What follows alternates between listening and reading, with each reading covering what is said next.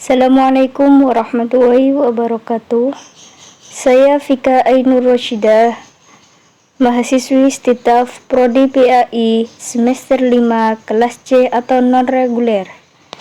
Di sini saya akan menjelaskan tentang pendidikan Islam di Indonesia pada masa penjajahan Belanda dan Jepang. Dosen pengampu dalam mata kuliah Sejarah Pendidikan Islam ini adalah Bapak Nurdin, Sarjana Agama, Manchester Pendidikan. Pendidikan Islam pada masa penjajahan Belanda dan penjajahan Jepang. A. Pendidikan Islam pada masa penjajahan Belanda. 1. Pada tahun 1882, pemerintah Belanda membentuk suatu badan khusus yang bertugas mengawasi kehidupan beragama dan pendidikan Islam yang mereka sebut Vrijheidsraden. Dari nasihat badan inilah, pada tahun 1905, pemerintah Belanda mengeluarkan peraturan baru yang isinya menyatakan bahwa orang yang memberikan pengajaran atau pengajian agama Islam harus terlebih dahulu meminta izin kepada pemerintah Belanda. Nomor 2, pada tahun 1925 keluar lagi peraturan yang lebih ketat terhadap pendidikan agama Islam, yaitu tidak semua orang atau kiai boleh memberikan pengajaran mengaji, terkecuali telah mendapatkan semacam rekomendasi atau persetujuan oleh pemerintah Belanda. Pada tahun 1932, keluar lagi peraturan yang isinya berupa kewenangan untuk memberantas dan menutup madrasah dan sekolah yang tidak ada izinnya atau memberikan pelajaran yang tidak disukai oleh pemerintah Belanda yang disebut Ordonansi Sekolah Liar. Pendidikan Islam sebelum tahun 1900. Yang nomor 1, dengan dilakukannya secara perorangan melalui rumah tangga maupun surau atau masjid. Yang nomor 2, lebih menekankan ilmu praktis seperti tentang ketuhanan dan peribadahan. Nomor 3, buku pelajaran pada umumnya dikarang oleh ulama Indonesia, kemudian diterjemah ke dalam bahasa setempat.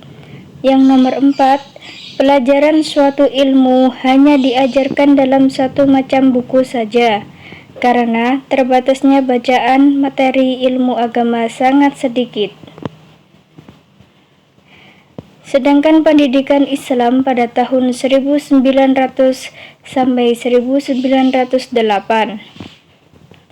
Pelajaran untuk 2 sampai 6 ilmu dihimut secara sekaligus. Suatu ilmu diajarkan dari beberapa macam buku, mulai dari rendah, menengah, dan tinggi. Aliran baru Islam seperti yang dibawa oleh majalah Al-Manar di Mesir mulai lahir. Semua buku pelajaran merupakan karangan ulama kuno dalam bahasa Arab. Telah ada toko buku yang memesankan buku-buku dari Mesir dan Mekah. Ilmu agama telah berkembang luas berkat banyaknya buku bacaan. Pendidikan Islam pada masa penjajahan Jepang. Pendidikan Islam pada zaman penjajahan Jepang dimulai pada tahun 1942 sampai 1945. Sebab bukan hanya Belanda saja yang mencoba berkuasa di Indonesia. Dalam Perang Pasifik atau Perang Dunia Kedua, Jepang memenangkan peperangan pada tahun 1942, berhasil merebut Indonesia dari kekuasaan Belanda. Perpindahan kekuasaan ini terjadi ketika kolonial Belanda menyerah tanpa syarat kepada sekutu. Penjajahan Jepang di Indonesia mempunyai konsep Hokko Hichiu, kemakmuran bersama Asia Raya, dengan semboyan Asia untuk Asia. Jepang mengumumkan rencana mendirikan lingkungan kemakmuran bersama Asia Timur Raya pada tahun 1940. Jepang akan menjadi pusat lingkungan pengaruh atas 8 daerah, yakni 1. Manchuria, 2. Daratan Cina, 3. Kepulauan Muang Thai, 4. Malaysia, 5. Indonesia, dan 6. Asia Rusia. Lingkungan kemakmuran ini disebut dengan Hokkohichiu, yang artinya 8 benang di bawah satu atap. Sementara itu, terhadap pendidikan Islam, Jepang mengambil beberapa kebijakan antara lain: 1. Mengubah kantor For Islamistische Zaken pada masa Belanda yang dipimpin kaum orientalis menjadi Sumubi yang dipimpin oleh tokoh Islam sendiri, yakni Kiai Haji Hasyim Asy'ari. Yang nomor 2, pondok pesantren sering mendapat kunjungan dan bantuan pemerintah Jepang. Yang nomor 3, mengizinkan pembentukan barisan Hizbullah yang mengajarkan latihan dasar seni kemiliteran bagi pemuda Islam di bawah pimpinan Kiai Haji Zainal Arifin. Yang nomor 4, mengizinkan berdirinya sekolah tinggi Islam di Jakarta di bawah asuhan Kiai Haji Wahid Hasyim, Kahar Muzakir, dan Bung Hatta.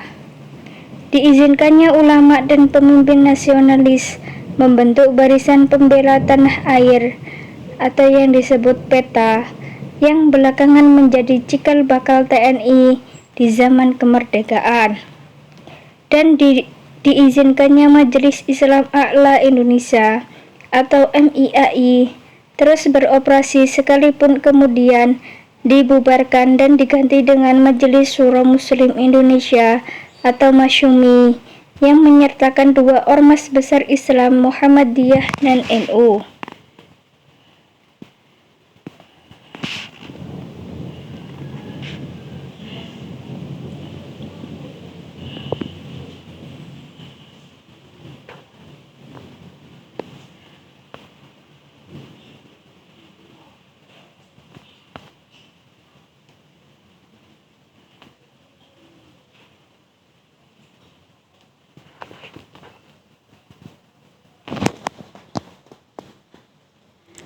Setelah Februari 1942 menyerang Sumatera Selatan, Jepang selanjutnya menyerang Jawa dan akhirnya memaksa Belanda menyerah pada Maret 1942.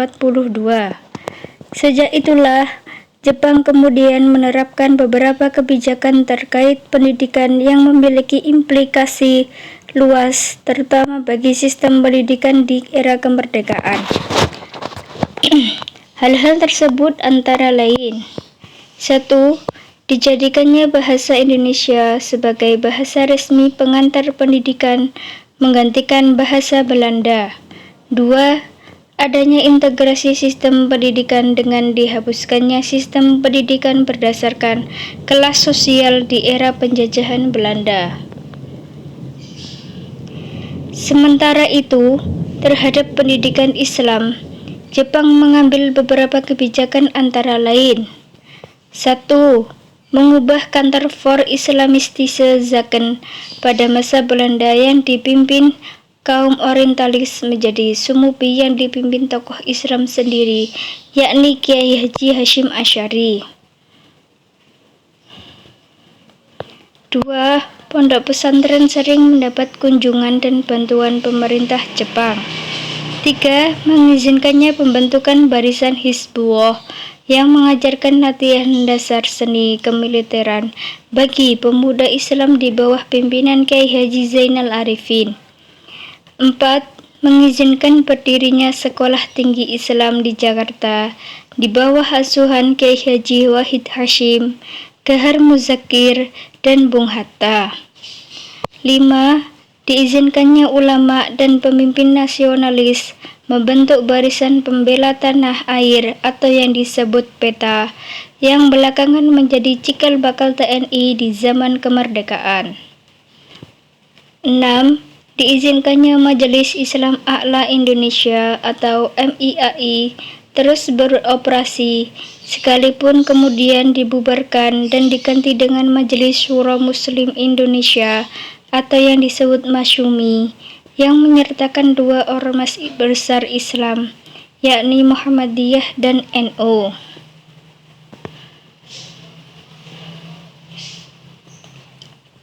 Perkembangan pendidikan Islam pada masa penjajahan Belanda dan masa penjajahan Jepang. A. Perkembangan pendidikan Islam pada masa penjajahan Belanda. Pada pertengahan abad 19 Masehi, perkembangan lembaga pendidikan mencapai tingkat tinggi.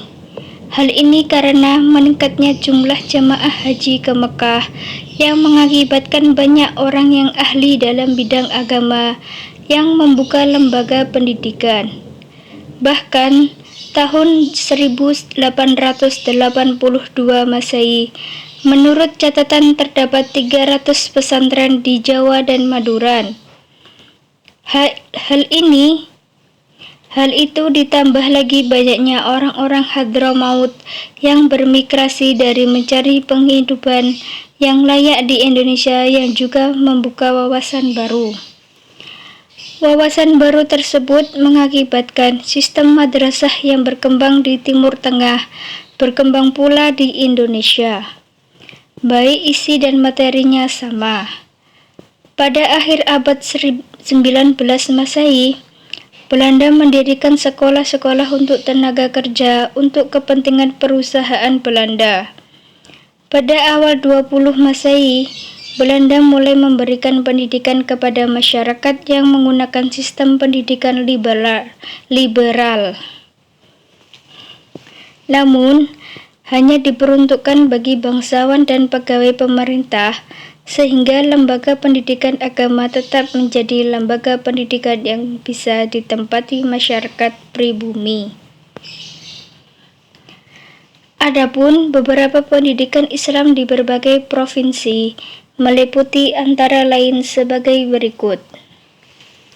1. Pendidikan Islam di Sumatera. 2. Pendidikan Islam di Aceh. 3. Pendidikan Islam di Minangkabau. 4. Pendidikan Islam di Jambi. 5. Pendidikan Islam di Pulau Jawa. Di antaranya, pendidikan Islam di Pulau Jawa terdapat di Pendidikan Islam di Jawa Timur. Pendidikan Islam yang cukup terkenal di Jawa Timur pada masa penjajahan Belanda adalah Tebu Ireng, yakni pesantren yang didirikan oleh Kiai Haji Hasyim Asy'ari pada 1904 Masehi. Pada mulanya hanya diajarkan agama dan bahasa Arab. Kemudian, setelah berdiri Madrasah Salafiyah, memasukkan ilmu-ilmu umum seperti ilmu bintang, ilmu bumi, dan lain-lain. Yang kedua yaitu pendidikan Islam di Jawa Tengah. Lembaga pendidikan Islam di Jawa Tengah yang paling berpengaruh berpusat di sekitar Kudus. Ratusan pondok pesantren dan madrasah tersebar di seluruh pelosok Kudus. Antara lain, Aliyatus Saniyah Muwanatul Muslimin, Qudsiyah, Tasyiwiqut Tullab, Balai Tengahan Sekul, Mahidud Diniyah Al-Islamiyah Al-Jawiyah, dan lain-lain. 3. Pendidikan Islam di Jawa Barat. Madrasah pertama adalah yang didirikan di Majalengka pada tahun 1917 Masehi oleh Perserikatan Umat Islam. Pondok pesantren yang cukup berpengaruh adalah PP Gunung Puyuh di Sukabumi. Selain itu, juga ada Pondok Pesantren Persatuan Islam atau Persis. Pondok ini terdiri dari dua bagian, yaitu pesantren besar untuk para santri yang telah cukup umur untuk mendapatkan pendidikan agama, dan pesantren kecil untuk anak-anak kecil yang melaksanakan di sore hari. B. Perkembangan pendidikan Islam pada masa penjajahan Jepang. Setelah Belanda pergi dari Indonesia, maka muncul pergerakan Jepang. Jepang memberikan toleransi yang banyak terhadap pendidikan Islam di Indonesia. Kesetaraan pendidikan penduduk pribumi sama dengan penduduk atau anak-anak penguasa. Bahkan Jepang banyak mengajarkan ilmu-ilmu bela diri kepada pemuda Indonesia. Pada masa penjajahan Jepang, banyak berdirinya lembaga-lembaga pendidikan dan pengajaran, serta pendirian tempat-tempat ibadah. Lembaga-lembaga pendidikan dapat dikembangkan dan anak-anak dan penduduk pribumi diperbolehkan untuk belajar agama dan mengaji. Hal ini memberikan kesempatan bagi pendidikan Islam untuk berkembang.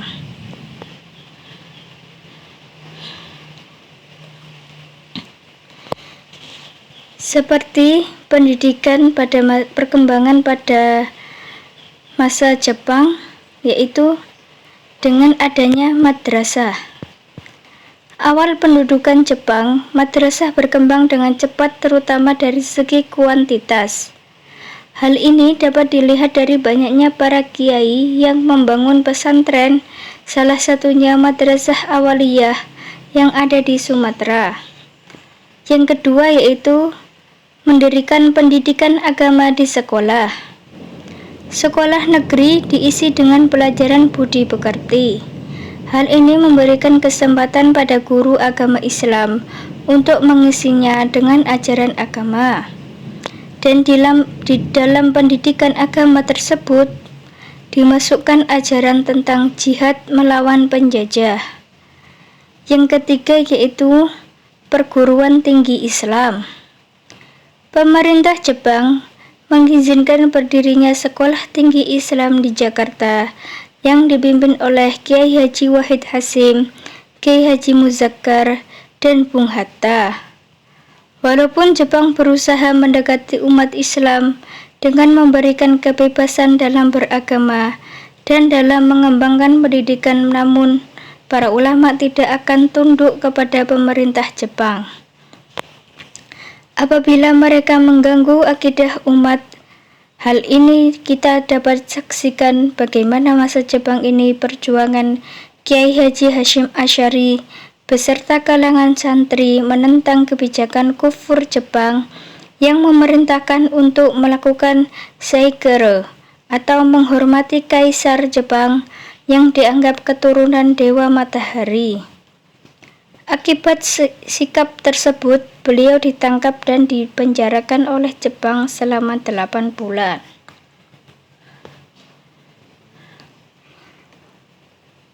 Terima kasih. Dan saya sampaikan, itulah presentasi saya pada hari ini tentang pendidikan Islam pada masa zaman Belanda dan Jepang. Di sini saya akan membacakan sebuah kata-kata dari sejarawan dari Nelson Mandela, yaitu pendidikan adalah senjata paling ampuh untuk mengubah dunia. Terima kasih dari saya. Wassalamualaikum warahmatullahi wabarakatuh.